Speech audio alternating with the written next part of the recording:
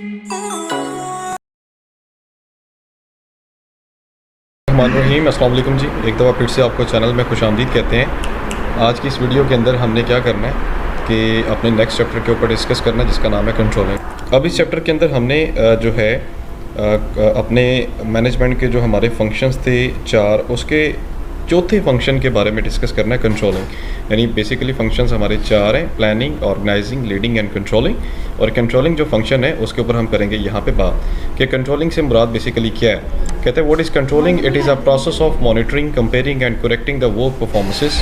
ये एक ऐसा प्रोसेस है जिसके अंदर हम क्या कर रहे होते हैं कि मॉनिटर करते हैं, कंपेयर करते हैं और हमारा जो वर्क होता है उसको उसकी परफॉर्मेंसेस को हम करेक्ट कर रहे होते हैं। That is called the controlling. थोड़ा सा आगे मैं मज़ीद मूव करता हूँ कि क्या कंट्रोलिंग ऑर्गेनाइजेशन के लिए ज़रूरी होती है कि नहीं होती। जी बिल्कुल ज़रूरी होती है, क्योंकि इसके अंदर हमने क्या करना होता है कि अपनी चीज़ों को रेक्टिफाई करना होता है, अपनी प्रॉब्लम्स को क्या करना होता है, ठीक करना होता है। Now next one of the very important question in this chapter is the controlling process. What do you mean by controlling process?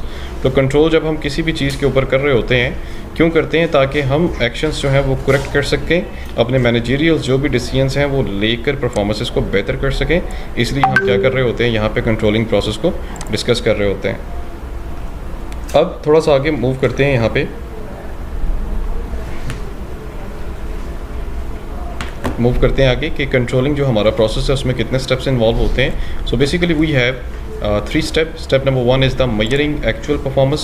Step number 2 is the comparing actual performances with the against standard, and step number 3 is the taking managerial action. Basically these are the 3 steps.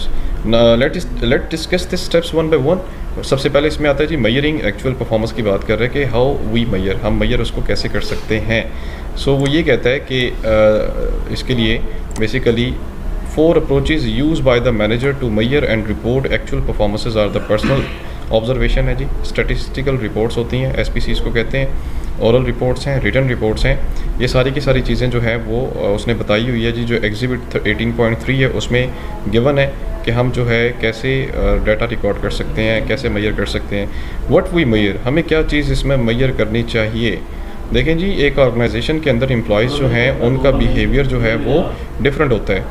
मतलब कि काम को लेके हम हर behaviour को observe नहीं कर सकते। कुछ चीज़ें ऐसी होती हैं जिनको हमें जानबूझ के इग्नोर करना पड़ता है, क्योंकि वो उसका एक ज़ाती या उसका एक पर्सनल ट्रेट होता है। हाँ, वो वाली चीज़ें जिनका ताल्लुक ऑर्गेनाइजेशन की परफॉर्मेंस के साथ होता है उनको मेजर करना ज़रा क्या होता है, ज़रूरी होता है। सो ये बेसिकली यहाँ पे एग्जिबिट 15.3 है जी। हमें क्या चीज़ मेजर करनी चाहिए, कैसे करनी चाहिए, हाउ वी कैन मेजर, हमें कैसी चीज़ें मेजर करनी चाहिए, उसने ये बता दी हैं कि जनाब पर्सनल ऑब्जर्वेशन के बेनिफिट्स और ड्रॉबैक्स किए हैं, या आप एक दफ़ा इसको गो थ्रू कर लें। स्टेप नंबर 2 हमारे पास यहाँ पे आ रहा है, कहते हैं comparing the actual performances against the standard. हमारे पास जो एक्चुअल परफॉर्मेंसेज होती हैं, तो उसके लिए बेटे आपको मैं क्या करूँगा, यहाँ पे एक कंट्रोल चार्ट है, कंट्रोल चार्ट से मैं आपको इसकी बात थोड़ी सी समझाने की कोशिश करता हूँ। यहाँ पे आता है जी range of variation. Range of variation, ये सेंट्रल एरिया आपको नज़र आ रहा है। जैसे कंट्रोल चार्ट होता है जी, कंट्रोल चार्ट की एक सेंटर वाली लाइन होती है, एक उसके ऊपर वाली लाइन है, एक उसके नीचे वाली लाइन है। जो ऊपर वाली लाइन है उसको आप कहते हैं UCL। UCL stand for upper control limit. और एक उसके नीचे वाली लाइन होती है जिसको आप LCL कहते हैं। LCL stand for lower control limit.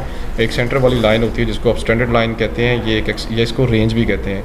मतलब आपकी जो परफॉर्मेंसेज है ना, वो UCL के ऊपर से क्रॉस भी नहीं करनी चाहिए, वो LCL से नीचे भी नहीं जानी चाहिए, वो इस सेंटर एरिया में होनी चाहिए, ताकि वो एक एक्सेप्टेंस रीजन होता है कि ठीक है जी, अगर इतनी परफॉर्मेंस कम भी हुई है तो कोई बात नहीं, अगर इतना काम उसने ज़्यादा भी कर लिया तो कोई बात। अक्सर औक़ात होता है ना कि आपने 1 घंटे में 10 बर्गर बनाने होते हैं, लेकिन एक बंदा अगर 22 बर्गर बना देते हैं तो उसका मतलब ये है कि वो अपनी लिमिट से ज़्यादा काम कर रहा है। और ये भी अक्सर औक़ात ख़तरे की घंटी होती है कि लोग स्टार्ट में तो काम ज़्यादा करते हैं, बाद में वो क्या हो जाते हैं, उस काम से फेड अप हो जाते हैं।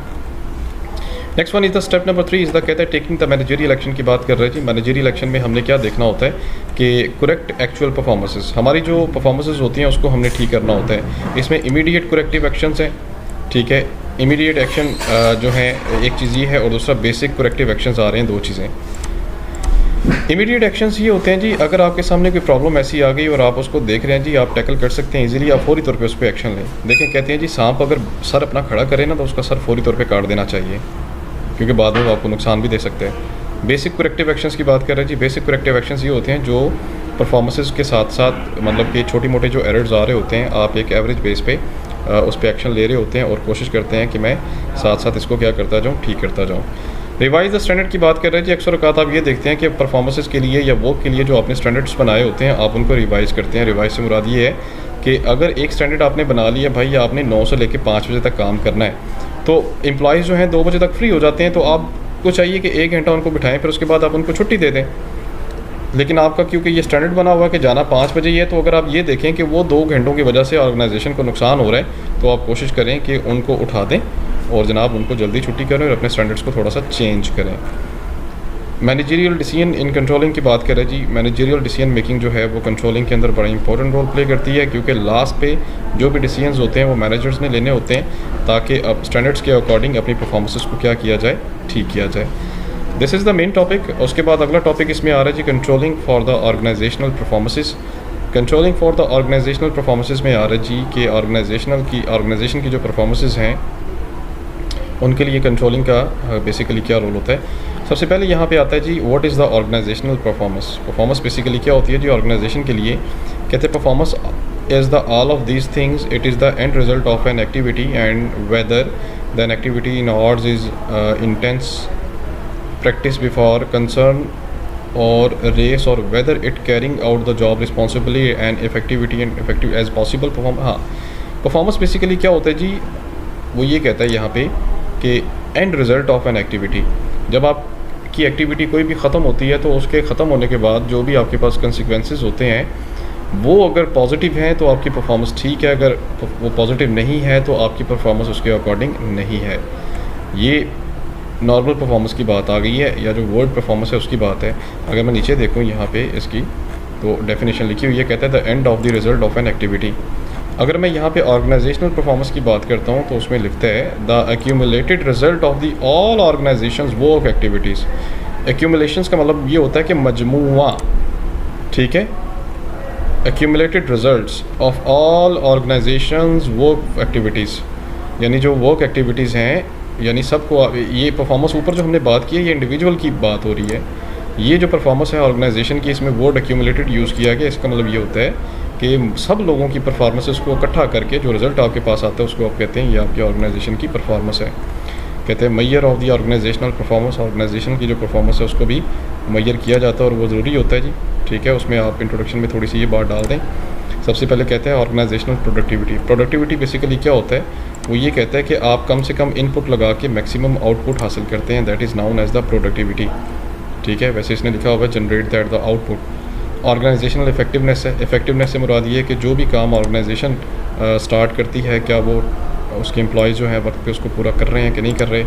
इंडस्ट्री एंड कंपनी रैंकिंग की बात कर रहे हैं कि उसके अलावा भी परफॉर्मेंसेस उस वक्त कंपेयर की जाती हैं जब आपकी रैंकिंग बेहतर होना शुरू हो जाती है, यानी कि डिफरेंट इंडस्ट्रीज़ के साथ आपका कंपैरिजन शुरू हो जाता है।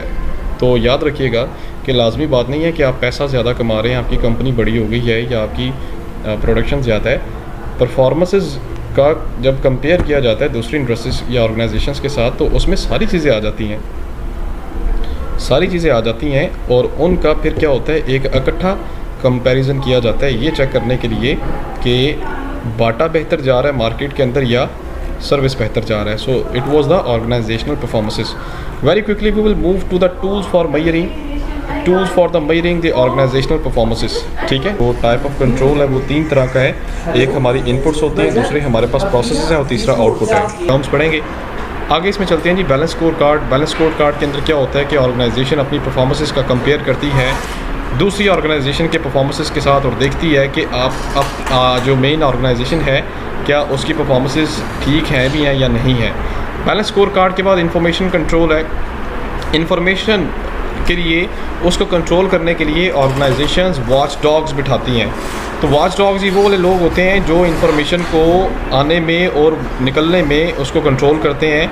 ये ऑर्गेनाइजेशन के की मेंबर्स होते हैं जिनके पास ऑर्गेनाइजेशन की इंफॉर्मेशन होती है। और आजकल एक कंप्यूटराइज सिस्टम चल रहा है जिसको हम MIS कहते हैं, management information system is a system use to provide the managers with the needed information on a regular basis. यानी कि इस सिस्टम के अंदर रेगुलर बेसिस पे हमें क्या मिल रही होती है, इन्फॉर्मेशन वगैरह मिल रही होती है। कंट्रोलिंग इन्फॉर्मेशन है जी। उसके बाद next one is the information को हमने कंट्रोल करना होता है डिफरेंट तरीक़ों से। हम कोशिश ये करते हैं कि मेन इन्फॉर्मेशन जो है मेन लोगों के हाथों में रहे, उसके अलावा और किसी के हाथ में ना जाए। बेंचमार्किंग एंड बेस्ट प्रैक्टिसेस की बात कर रहे हैं जी। बेंचमार्किंग वंस अगेन इसमें क्या होता है कि which is the search for these practices among the competitors और non competitor that lead to their superior performances. यानी बेंचमार्किंग में भी हमने क्या करना होता है, बेसिकली हमने अपनी परफॉर्मेंसेस को कंपेयर करना होता है, देखना होता है कि हम जो है कितना अच्छा परफॉर्म कर रहे हैं किसी भी एक्टिविटी के अगेंस्ट। थोड़ा सा हम आगे मूव करते हैं। मज़ीद ये थे हमने क्या कहते हैं कंट्रोलिंग के टूल्स हमने डिस्कस किए। Let's discuss the contemporary issues in the control. ये कंट्रोलिंग के अंदर क्या क्या आजकल इश्यूज़ चल रहे हैं, उसमें सबसे पहले आ रहा है, कहते हैं adjusting control for cross cultural differences की बात कर रहे हैं। जब हमारे पास डिफरेंट कल्चर के लोग आकर बैठते हैं तो उस दौरान हमारा जो कंट्रोल होता है वो बड़ा वीक हो जाता है, उसमें प्रॉब्लम्स आती हैं। वर्क प्लेस कंसर्न की बात कर रहा है कि अगर हमने काम करने वाली ऐसी जगह बनाई हुई हैं जहाँ पे ऑर्गेनाइजेशंस जो हैं वो अपने वर्कर्स को फैसिलिटेट नहीं कर पा रही होती, तो फिर भी हमारा जो कंट्रोल होता है अक्सर औक़ात वो वीक हो जाता है, हम उस पर नहीं रहता है। मतलब जिसमें वर्क प्लेस प्राइवेसी आ जाती है, जिसमें ख़वातीन को थोड़ी सी स्पेस चाहिए होती है, ठीक है। इसके साथ साथ आपने एम्प्लॉय थेफ्ट है जी। एम्प्लॉय थेफ्ट मतलब कि इसमें ये होता है कि जिसमें ये भी आपने देखना होता है कि कहीं एम्प्लॉयज़ जो हैं वो ऑर्गेनाइजेशन को किसी किस्म का नुकसान तो नहीं पहुंचा रहे, जैसे थेफ्ट से ज़ाहिर है कि चोरी चकारी तो नहीं हो रही, आपने कैमरा सिस्टम के थ्रू कंट्रोल करना होता है। वर्क प्लेस वायलेंस की बात कर रहे हैं जी। वायलेंस बेसिकली आपको पता है कि डिफरेंट किस्म की हो सकती है। आप किसी को फैंटी लगा रहे हैं तो वायलेंस में आता है, हरासमेंट हो रही है तो वो भी वायलेंस में आता है। तो ये चीज़ें भी आपने, ये भी एक इशू है बहुत बड़ा। कंट्रोलिंग कस्टमर इंट्रैक्शन है जी। कस्टमर इंट्रैक्शन अक्सर आप बैंक में देखते हैं जो फ्रंट ऑफिस में बैठे होते हैं ये लोग बदतमीज़ी कर रहे होते हैं। तो ये क्योंकि वो लोग ऑलरेडी बड़ा फंसे होते हैं, 3-4 काम उनके इकट्ठे चल रहे होते हैं, सो ये एक किस्म की बदमगजी चल रही होती है। सर्विसेज प्रॉफिट चेन की बात कर रहे हैं जी। इसमें क्या होता है कि जो the services sequence from the employees to the customers to profit according to this concept the company strategy and services delivery system influence how employees deal with the customers. अब ये है जी, जब ज़्यादा से ज़्यादा एम्प्लॉयज़ आपस में इकट्ठे होकर इंफॉर्मेशन शेयर करेंगे अपने कस्टमर्स के साथ, वो पॉजिटिवली एक उनका बिहेव होगा, रिएक्ट होगा, तो उससे क्या होगा, अल्टीमेटली फ़ायदा ही होना है। कॉर्पोरेट गवर्नेंस आ रहा है जी। करंट इश्यूज़ में चल रहा है। कॉर्पोरेट गवर्नेंस से मुराद ये है कि आप कोशिश ये करते हैं कि ऑर्गेनाइजेशन को गवर्न करें, उन्हें देखें कि वो कैसे चल रही हैं और उन्हें कंट्रोल करें और बेस्ट प्रैक्टिसेस उसके अंदर वो लेकर आएँ। That is the corporate governances. So इसी तरह के कुछ इश्यूज़ वगैरह चल रहे हैं जी। ये आपने एक दफ़ा सेल्फ स्टडी कर लेनी है। अलबत्ता हमारे पास यहाँ पे कंट्रोलिंग वाला चैप्टर था जिसमें हमने कंट्रोलिंग का इंट्रोडक्शन देखा, डेफिनेशन, उसके प्रोसेसेस देखे, उसके परफॉर्मेंसेस टूल्स देखे और करंट हमने इश्यूज़ देखे हैं। इंपॉर्टेंट चैप्टर है जी। स्पेशली जो इसका फर्स्ट पार्ट है वो बड़ा इंपॉर्टेंट है कंट्रोलिंग प्रोसेस का, तो वो आपने अच्छे से करना बेटे। आई होप कि आपको आज के लेक्चर की समझ अच्छे से आ गई होगी। अगर कोई बात आपने पूछनी है तो आप ज़रूर पूछें कमेंट सेक्शन में, और अगर समझ ना आई हो तो आप उसको रिवाइंड करें। जाते जाते वीडियो को लाइक करें। अपना और दोस्तों का ख्याल रखें। इजाज़त दीजिए। अल्लाह हाफ़िज़।